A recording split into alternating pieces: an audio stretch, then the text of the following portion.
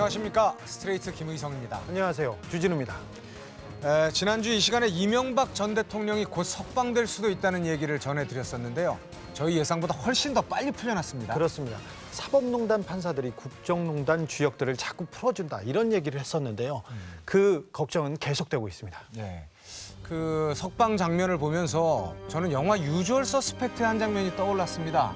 그 마지막에 다리를 절던 주인공이 경찰서를 빠져나오면서 갑자기 보통 사람처럼 걷기 시작하는 바로 그 장면 말입니다. 많은 분들이 이거 비슷하게 생각하셨을 것 같아요. 네, 재판 과정에서 이명박 대통령이 기침하시고 자기 주민등록번호도 기억 안 난다 이렇게 하셨어요. 그리고 재판정에 나올 때마다 벽 짚고 계속 다리를 저셨어요. 그런데 나오실 때 보니까 환하게 웃으시고 보폭이 너무 빠르고 경쾌해서 놀랐습니다. 네, 이렇게 손도 흔들고. 네. 그런데 이 전 대통령의 2심 과정에서 의심스러운 장면이 좀 많았습니다. 10명이 넘는 새로운 증인들을 신청을 했는데 판사가 이걸 다 받아줬어요. 그렇습니다. 이런 일이 흔합니까? 흔하진 않습니다. 이명박 대통령이기 때문에 가능한 일이었습니다. 공판 중심주의라고 재판에서 증거와 증인을 따져야 되는 것은 맞습니다. 이게 원칙인데요. 이 원칙이 일반인들한테는 통용되지 않습니다. 오직 이명박 대통령한테 통용됐기 때문에 특혜라는 말이 나옵니다. 2심에서 15명의 증인을 이렇게 받아줬는데 전례 없는 일이었어요. 40년 변호사하신 분도 30년 재판하신 분도 20년 검사한 분도 이렇게 많은 증인을 2심에서 채택한 것은 처음 본다 이런 얘기하십니다. 네.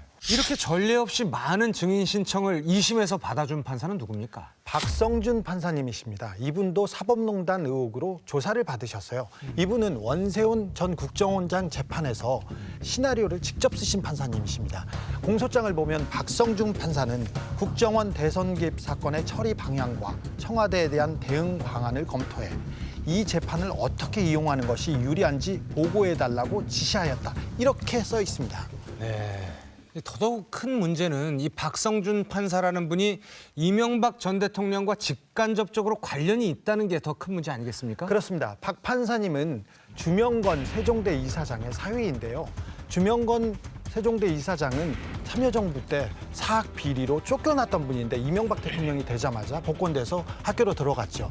주명건 이사장은 이명박 전 대통령한테 굉장히 영향력이 있는 실력자입니다. 이분이 4대강 기획자이자 가장 큰 후원자로 알려져 있습니다. 그러니까 이명박 전 대통령의 최측근의 사위가 이명박 대통령을 풀어주는 데 결정적인 역할을 한 판사와 같은 사람이다. 이런 얘기군요. 그렇습니다. 국정농단 관련 재판이 사법농단 판사들에 의해서 훼손되고 있다는 의혹, 저희 스트레이트 계속해서 지켜보고 추적하도록 하겠습니다. 자, 본론으로 들어가 보겠습니다. 지난 한 주 동안 미세먼지 때문에 고통도 많이 받으시고 걱정이 많으시죠? 그런데 그보다 더 심각한 1급 발암물질이 우리를 위협하고 있다는 그런 뉴스입니다. 오늘은 고은상, 곽동건 두 기자가 취재하셨습니다. 네, 두 분은 만일 자신의 집에서 무색무취한 1급 발암물질이 공기 중에 떠다닌다면 어떠실 것 같습니까? 어휴, 그건 무섭죠? 끔찍하죠. 미세먼지 하나라도 너무 힘들어요. 미세먼지 피해서 집에 왔는데 발암물질이 있다고요? 생각하기도 싫습니다. 네, 바로 라돈가스 얘긴데요. 다들 라돈하면 작년에 있었던 대진 침대 사태, 라돈 침대 사태 먼저 떠올리실 겁니다. 그렇죠. 근데 저희가 취재를 해보니까 이 라돈의 역습이 침대에만 국한된 게 아니었습니다. 우리가 매일 머무를 수밖에 없는 주거 공간인 아파트에서도 라돈이 측정되고 있었는데요. 아니, 아파트요? 네, 문제의 라돈 아파트 실태 저희가 취재해봤습니다. 포스코 건설이 시공한 경남 창원의 한 아파트 단지. 바로 앞에 유치원과 초등학교가 있어 어린 자녀를 둔 주민들이 많이 살고 있습니다. 1년 3개월 전 입주한 정아름 씨도 4살짜리 쌍둥이를 키우고 있습니다.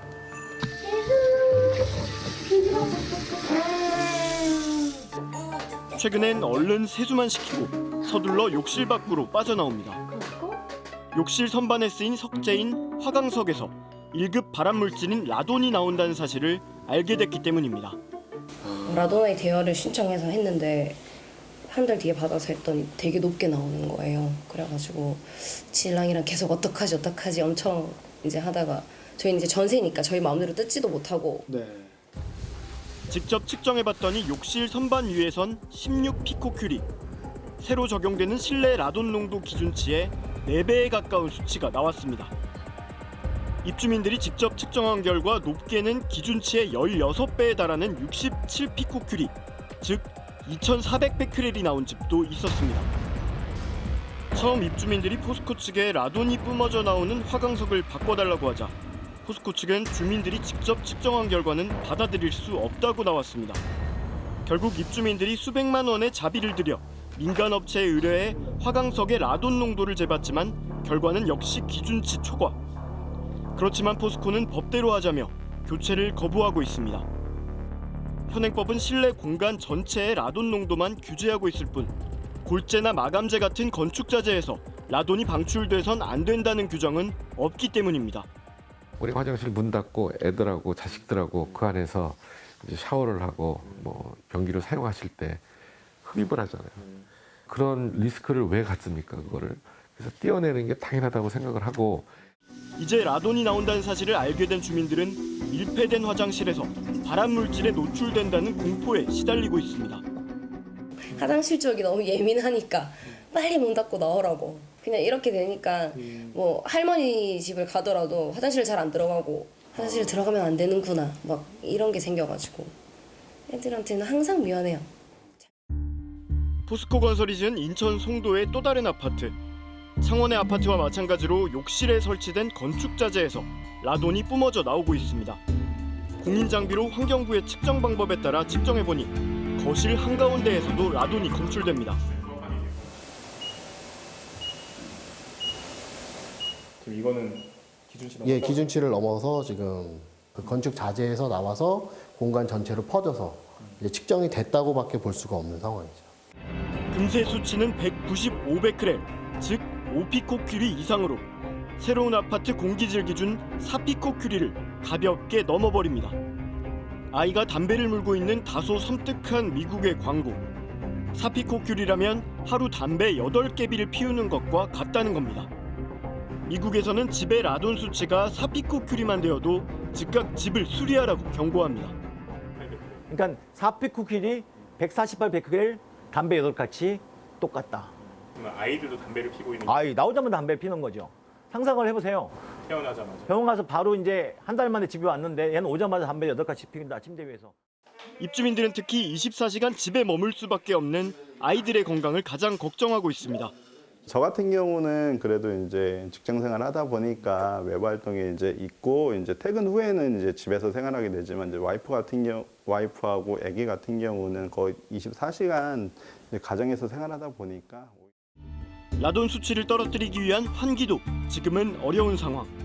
지금 미세먼지 때문에 환기도 안 되는 상황이죠. 집이 안전해야 되는데 집 안에 있어도 오히려 라돈 때문에 혹시 기침할 때마다 폐에 안 좋은 건가 하는 생각이 들어서. 이런데도 포스코 측은 아무런 대책도 내놓지 않고 있습니다. 포스코 건설은 라돈과 관련해 조치를 취해야 할 아무런 법적 근거가 없다며 정부의 가이드라인이 마련되면 그때는 시공사로서 책임을 다하겠다는 입장. 그러나 포스코는 라돈 아파트로 앞서 언론에서 논란이 됐던 전주의 한 아파트에서는 라돈을 내뿜는 마감재를 전면 교체해줬습니다. 포스코에서 시공한 아파트뿐 아니라 전국 곳곳의 아파트에서 라돈이 검출되고 있는 상황이지만 건설사들은 언론 보도로 논란이 커진 경우에만 마지못해 조치를 취하고 있는 겁니다.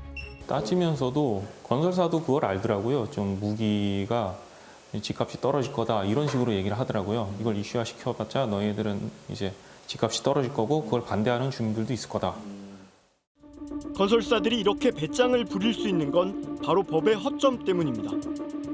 아파트를 지을 때 실내 라돈 수치를 공개하라는 법이 새로 마련되긴 했지만 2018년 이전 사업 승인을 받은 아파트에서는 이 법이 적용되지 않습니다. 그나마 법으로 정한 실내 라돈 농도 기준치도 가급적이면 지키라는 권고 수준일 뿐입니다. 실내에서 라돈에 노출된 아파트 주민들은 거대 건설사와 힘겹게 싸우고 있지만 이들을 보호할 법과 제도는 없는 게 현실입니다. 야, 정말 무섭고도 막막한 상황일 것 같습니다. 그런데 이 라돈가스라는 게 도대체 어떤 물질입니까? 네, 쉽게 말하면 라돈은 방사성 핵물질 중에 하나입니다. 다른 핵물질은 대부분 고체 상태인데요. 이 라돈은 기체 상태, 가스입니다. 그래서 호흡기를 통해서 들어오면 신체 내부가 방사선에 피폭을 당하게 됩니다. 아니 그런 위험한 물질이 가장 안전해야 하는 집에서 뭐 거실, 안방, 뭐 화장실에서 검출이 되고 있는데도 건축 자재를 규제할 법이 없다는 게 이게 말이 됩니까? 네, 방금 보신 것처럼 건축 자재는 아예 뭐 규제할 수 있는 방법이 없고요. 그나마 아파트 내 실내 공기질은 규제를 하는데 그것도 2018년 1월 1일 이후에 사업 승인을 받은 아파트. 그러니까 사실상 지금 지어져 있는 아파트들은 아예 권고한 대상조차 되지 않는 거죠. 건설사들은 정부 안이 참 감사하겠네요. 그러니까 2017년 이전에 사업 승인이 난 아파트는 지금 짓는 거라도 아무런 라돈에 대해서는 뭐 규제가 없는 거잖아요. 모든 아파트에 규제가 없다는 얘기네요. 사실상 그렇다고 보시면 됩니다. 네, 사실 저희한테 들어온 제보 중에는 강남의 고가 아파트에서도 라돈이 검출되고 있다는 내용이 있었습니다. 하지만 집값이 떨어질까 봐 대부분 쉬쉬하고 있는 상황입니다. 네, 그런데 앞에 보신 이 포스코 아파트들 같은 경우는 입주민들이 집값보다는 우리 아이들의 건강, 우리가 느끼는 위험을 해결하는 게 중요하다 이렇게 판단해서 저희 쪽에 먼저 연락을 주셨습니다. 예. 그런데 우리나라에선 이렇게 심각한 상황인데 그 외국은 어떻습니까? 해외 상황은 어떤가요? 네, 사실 우리나라와는 달리 해외에서는 이미 20, 30년 전부터 라돈 관련 규제를 만들고 이걸 지켜오고 있는데요. 대표적으로 미국의 경우에는요. 집을 사고 팔 때 이 집의 안에 라돈 수치를 공개하게 돼 있습니다. 그리고 이게 기준치 이상이면 뭐 저감 장치를 달거나 즉각 수리를 해야만 거래가 될 수 있는 거죠. 뭐 앞에서도 잠깐 언급은 됐지만 도대체 이 라돈이라는 게 얼마나 위험하길래 이 라돈 수치에 대한 증명 없이는 집 거래도 안 될 정도인 겁니까? 네, 조금 전에 어린아이가 담배를 물고 있는 그 광고 좀 많이 놀라셨을 텐데요. 네. 많은 분들이 실내 기준치인 4피코큐리 148베크렐까지는 안전하다고 오해를 하시는데 이 수치는 건강에 위험하니까 즉각 집을 수리하라는 경고치입니다. 네, 1급 발암물질 라돈에 계속 노출됐을 때 얼마나 위험해지는지 취재했습니다. 2016년 11월 37살의 나이로 폐암 선고를 받은 여성. 지난 2012년부터 라돈을 뿜어내는 대진 침대를 써왔습니다. 왜 나는 수술이 안 돼요? 하면서 이렇게 물어보니까 원래 4기부터는 수술이 안 된다고 하면서 이러더라고요. 암세포가 신경계까지 영향을 주면서 하반신 마비 증상까지 왔습니다. 목 쪽으로 전이된 게 척추 쪽으로 눌러나가지고 얼굴 이렇게 목 빼고 전부 다 마비가 된 상태라 가지고 부부 모두 담배를 피우지 않아 37살의 나이에 폐암에 걸릴 이유를 발병 당시에는 찾지 못했습니다.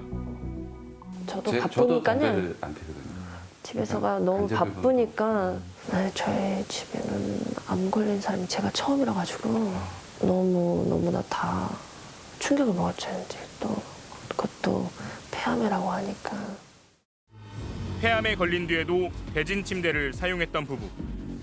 그런데 작년 대진 침대에서 폐암 1군 발암물질인 라돈이 나온다는 얘기를 듣고 침대에 라돈 농도를 쟀습니다.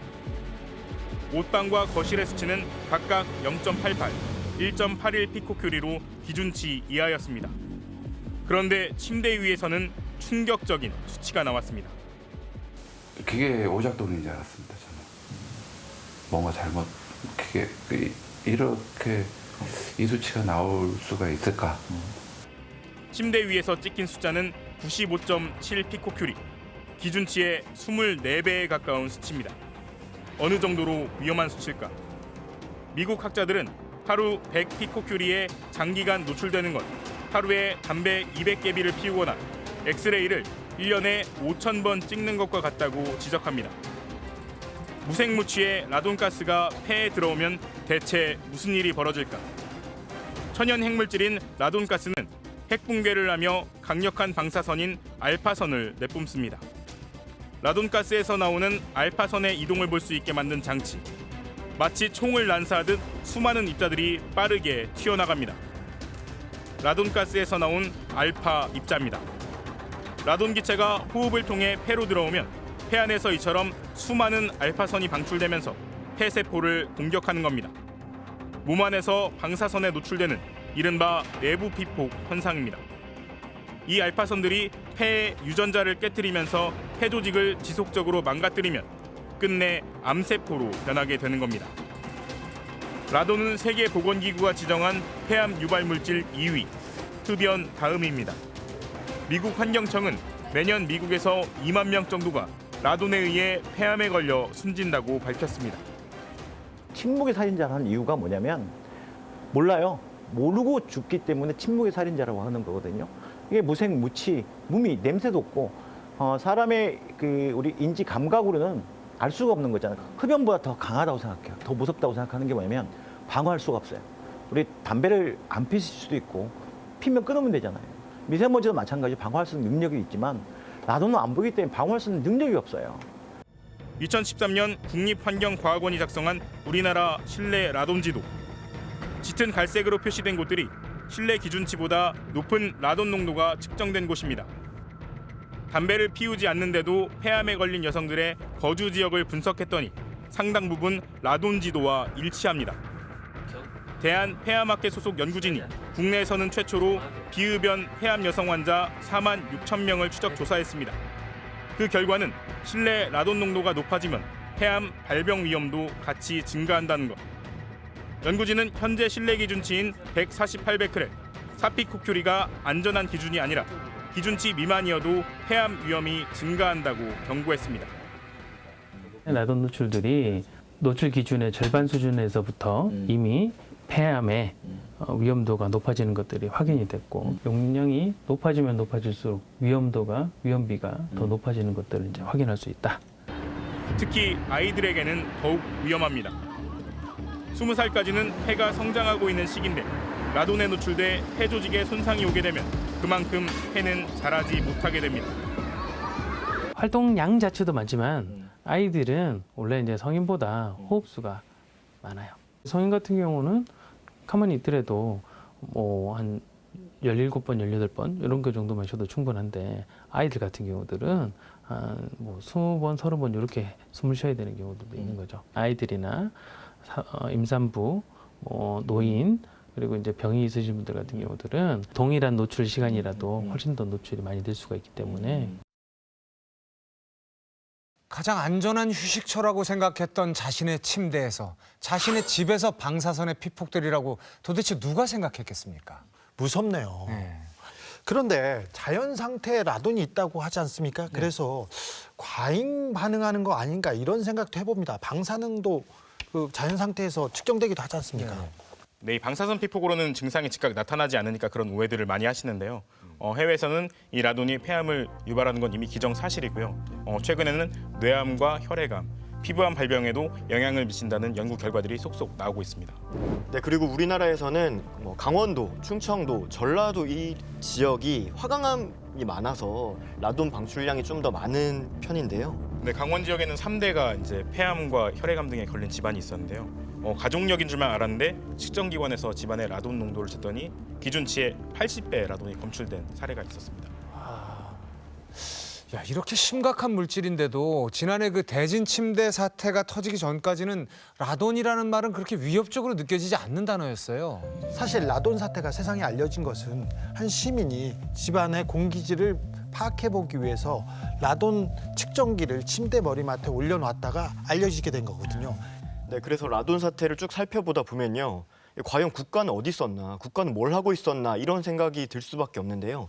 네, 4년 전 원자력안전위원회가 지금의 라돈 사태를 막을 수 있었던 절호의 기회를 눈앞에 두고 그냥 헛발질만 하고 돌아온 사실을 단독 취재했습니다.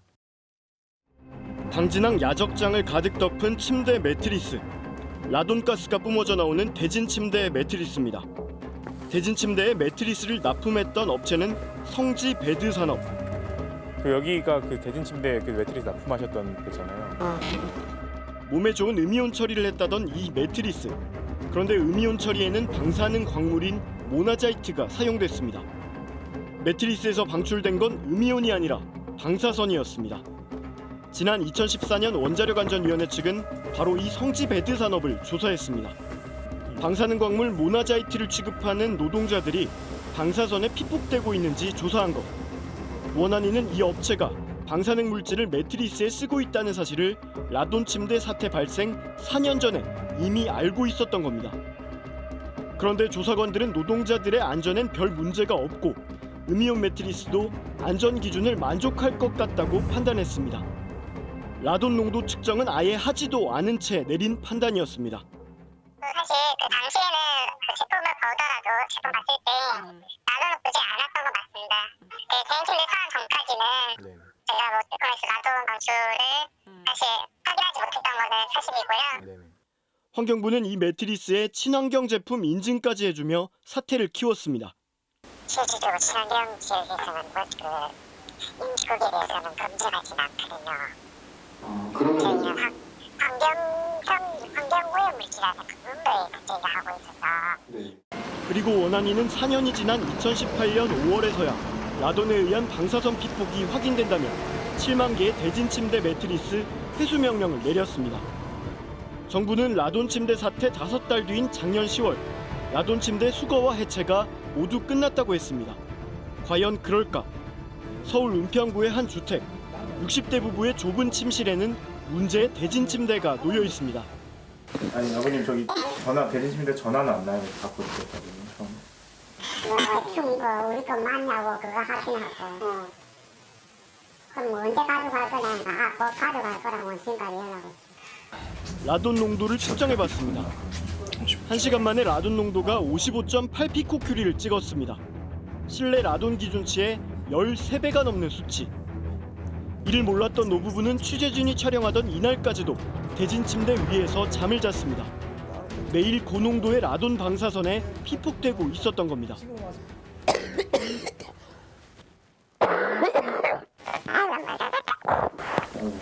아니 기침이 평소에 이렇게 심하셨어요? 아니 저를 보다 좀 건강 좀 하거든요. 제가 다시 하는 건데 작년부터 올해 감기가 1년에 4번을 해요. 안 떨어져 하면 들어오면요. 대진 침대는 지난해 12월 홈페이지를 통해 돈도 없고 직원들도 퇴사해 교환이나 환불도 어렵다고 공지했습니다.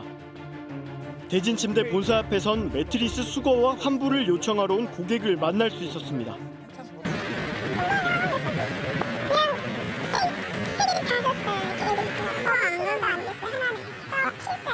아 집에 아직도 매트리스 그대로 있어요?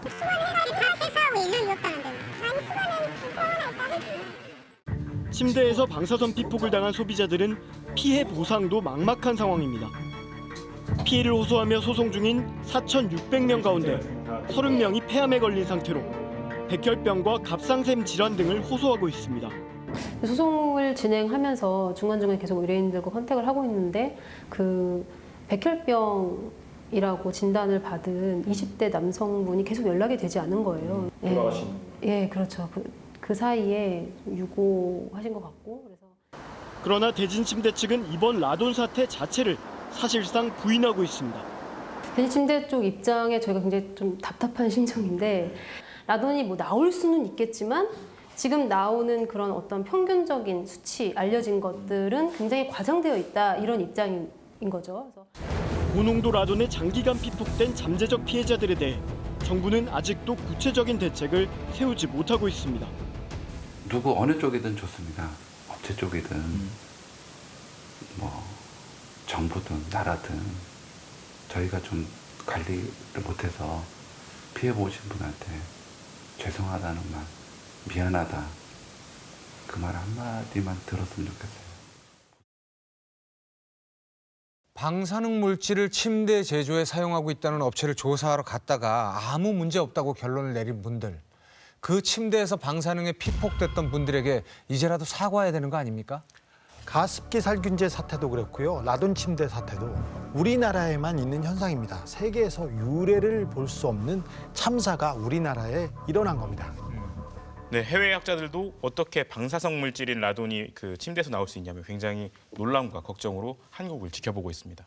네, 최근에 이 사태에 소비자원이 중재에 나서면서 대진 침대 측은 피해자들에게 30만 원씩 보상해라. 30만 원이요? 네, 이런 중재안을 내놓기도 했는데요. 중재안 자체도 터무니없네요. 네, 그런데 대진 침대 측은 이마저도 라돈 피해가 지금 너무 과장돼 있다 이렇게 얘기하면서 거부했습니다. 사회적 참사입니다. 피해자가 버젓이 있는데 기업체에서는 계속 외면합니다. 이것도 가습기 살균제 때랑 똑같습니다. 네, 그렇습니다. 또 그 우리 법원은 라돈에 의해서 암에 걸린 피해자들에게 입증 책임을 부여를 하고 있는데요. 그러니까 피해 구제는커녕 내가 이 병에 라돈 때문에 걸렸다는 걸 증명을 해야 피해자가 직접 증명해야 네네. 된다고요? 그렇죠. 그래서 피해자분들은 상당히 막막한 상태에 지금 이것도 놓여 있습니다. 가습기 살균제처럼 네, 똑같죠? 똑같습니다. 그런데 작년 대진 침대 사태 이후에 라돈이 기준치 이상으로 검출된 제품들이 계속 발견되고 있다면서요?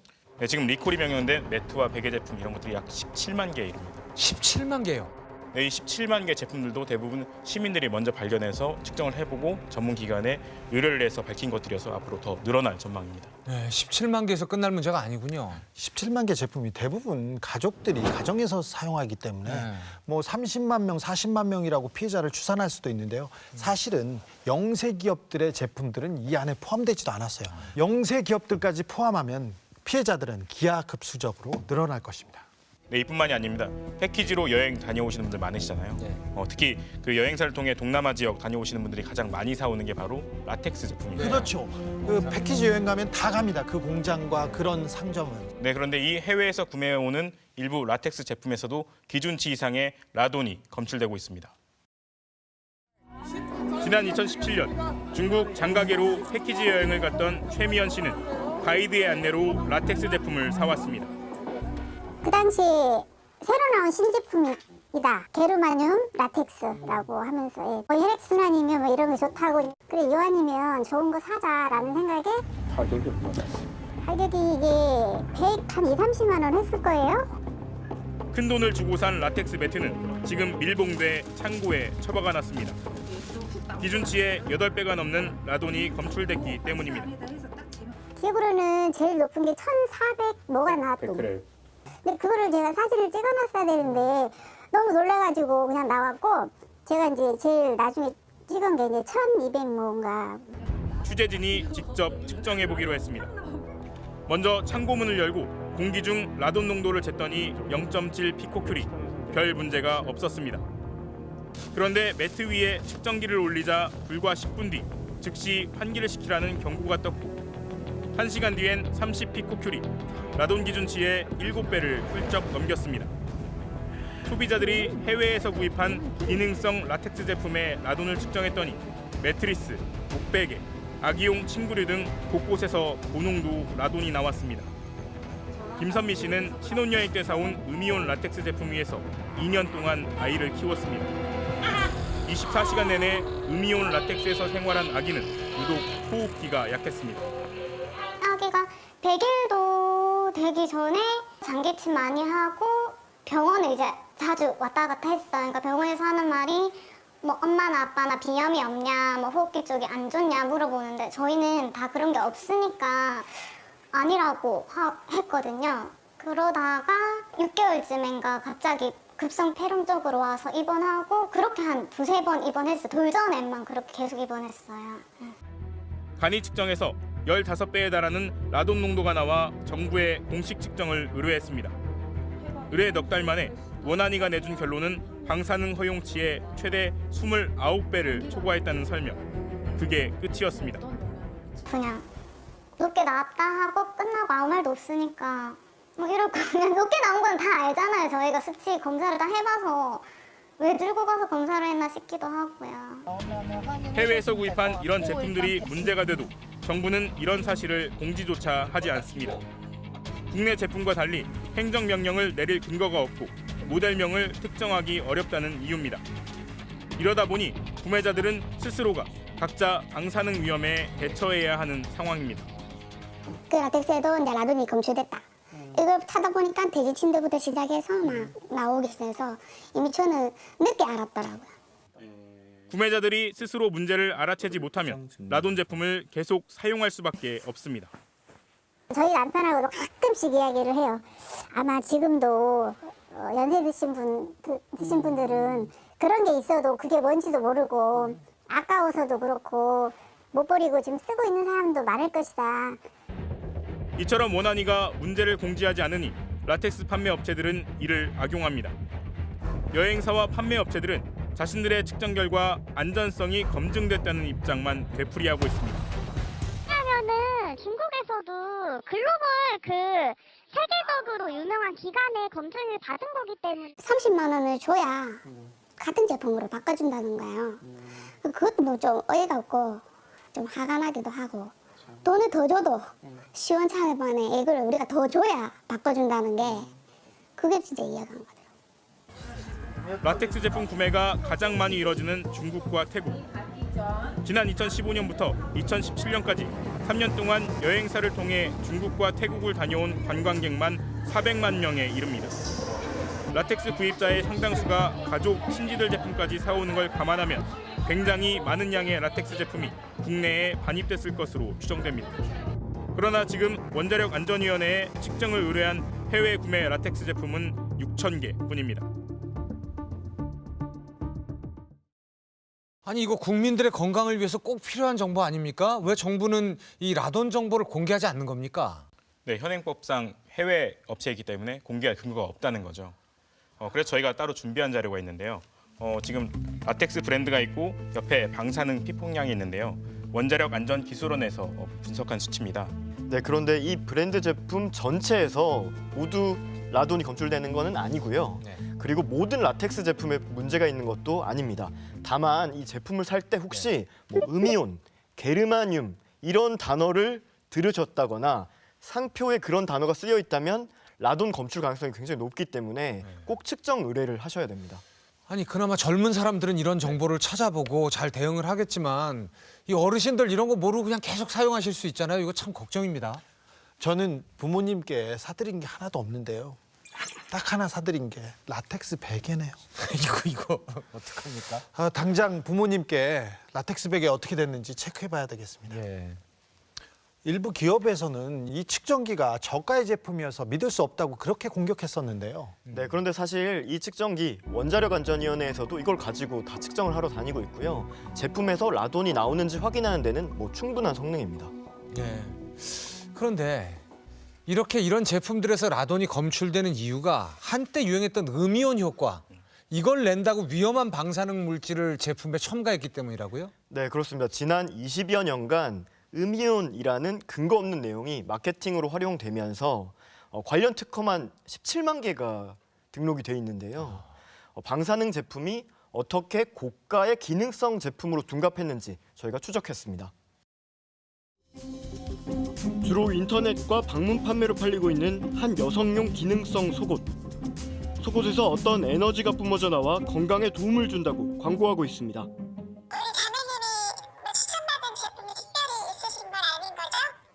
네, 음이온 속옷이라고 들었는데 광물이 있어요. 나는 돌이에요, 여기가. 거기 안에 원자력선 음이온이 들어있어요. 그래서 그거를 이 옷에다가 넣었어요. 대체 음이온의 효능이 뭔지 물어봤습니다. 뭐가 몸속으로 들어오신다고 했는데 힐링, HALING, 힐링 에너지. 원자력선하고 음이온하고 힐링 에너지 역할이 몸속에 그 사센트를 참통해서 근막까지 들어간다. 들어가서 세포를 1분에 2천에서 3천회 정도를 흔들어줘요. 그러면 어떤 일이 벌어지냐면 몸 안에 냉기는 빠져나오고 열기, 그 온기가 몸 안으로 대신 들어가는 거예요. 이 회사에서 구입한 속옷에서 나오는 라돈 농도를 측정해봤습니다. 측정을 시작하고 10분이 지나자 1488베크렐, 실내 공기질 기준치의 10배까지 치솟습니다. 아우 화끈하네요. 측정 30분 만에 기준치의 25배를 찍습니다. 수치가 이게 이 기계가 될 수 있는 마지막인 네, 이게 마지막 수치예요. 더 이상 올라가도 될 수 없는 거죠. 네. 믿기 힘든 측정 결과 도대체 어떤 원료로 만든 속옷일까? 유통업체 측에 물어봤습니다. 거기서 썼는지는 저희도 확인이 안 돼요. 나도 뭐라 해도 들어보지도 못한 단어잖아요. 네. 그러다 보니까 그 부분에 대해서는 전혀 모르고 있는 상황이에요. 사실 안 좋다니까 그때부터 빼기 시작해서 완결을 했거든요, 작년에. 그리고 나쁜 소문 다 빼고 해서. 어떤 원료로 만들었는지조차 알 수 없는 제품들은 속옷뿐만이 아닙니다.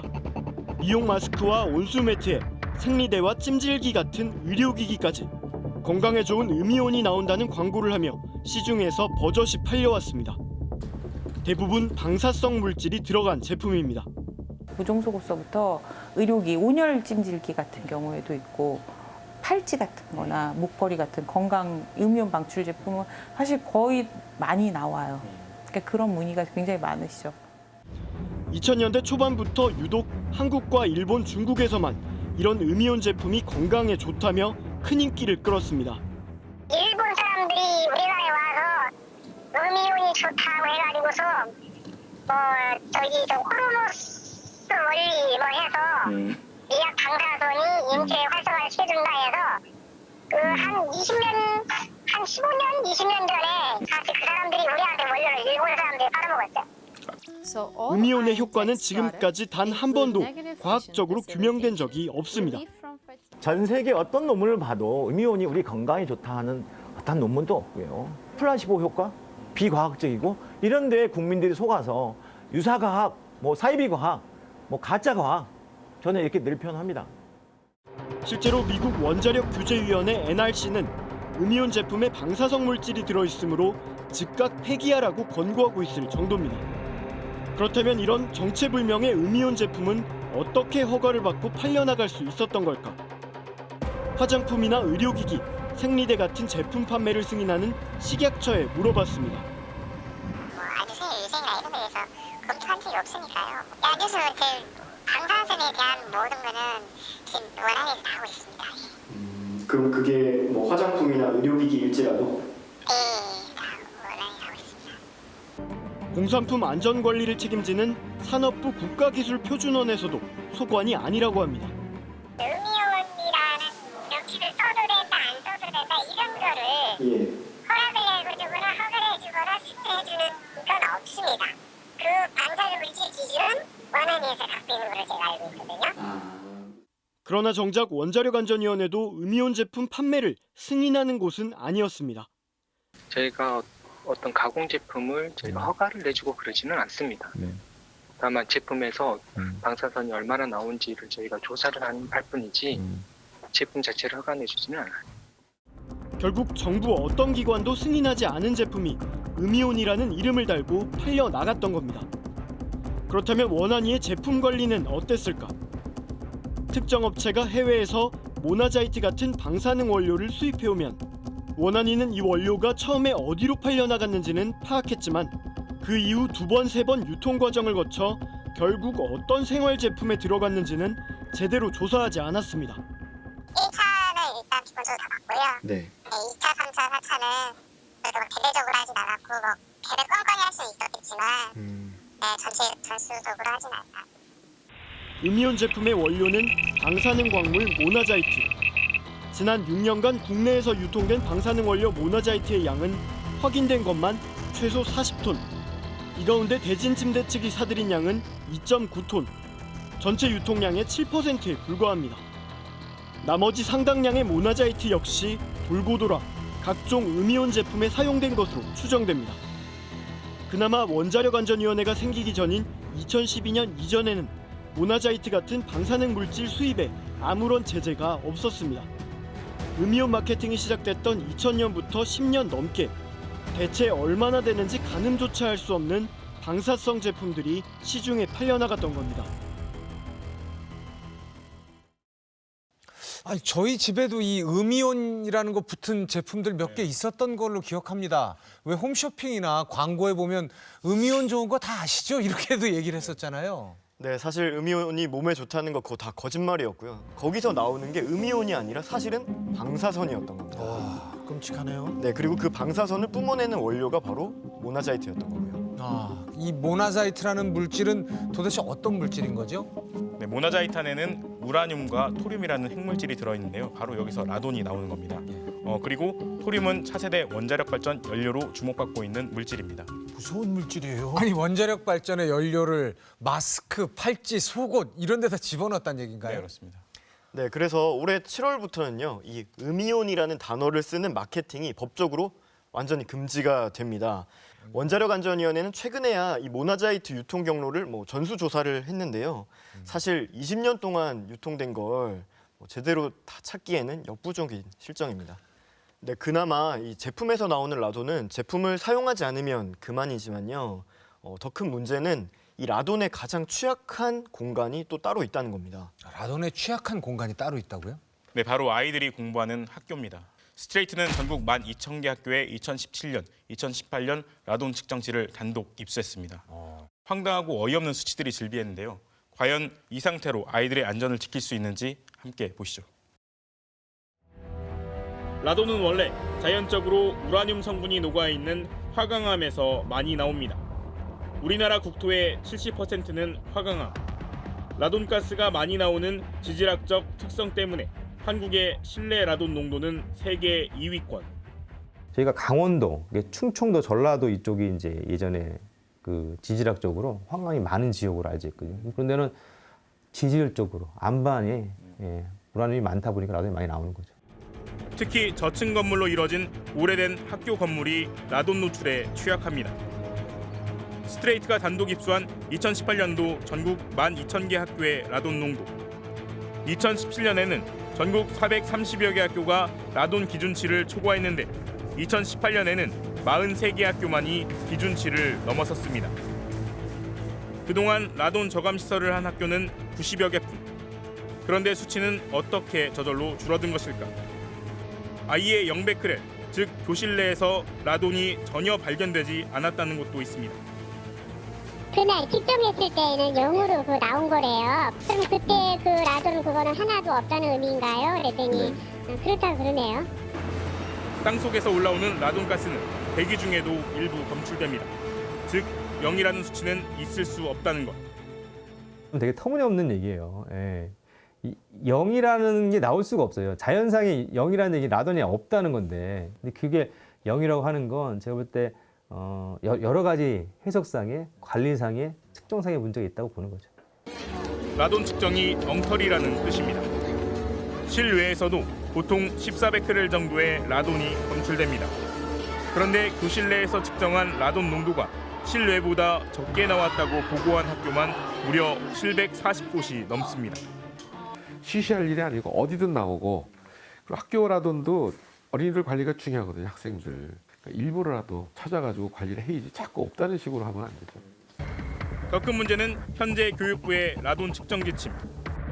라돈 농도는 각각의 건물마다 다르고 한 집안에서조차 안방과 거실, 작은 방 등이 모두 다릅니다. 집집마다 라돈 농도가 틀려요. 우리가 극단적인 경우는 미국의 매사추세츠주의 CTB 초등학교 같은 경우는 2교실은 한 10피코큐리인데 유치원생들이 공부하는 데가 2,000피코큐리가 나왔습니다. 학교의 경우도 교실 하부에 균열과 틈새가 많아 라돈가스가 많이 올라오면 농도가 높아지고, 반대로 균열이 적은 교실의 경우는 라돈 농도가 낮을 수밖에 없습니다. 교실마다 라돈 농도가 모두 다르기 때문에 모든 장소에서 정확히 측정을 해야 합니다.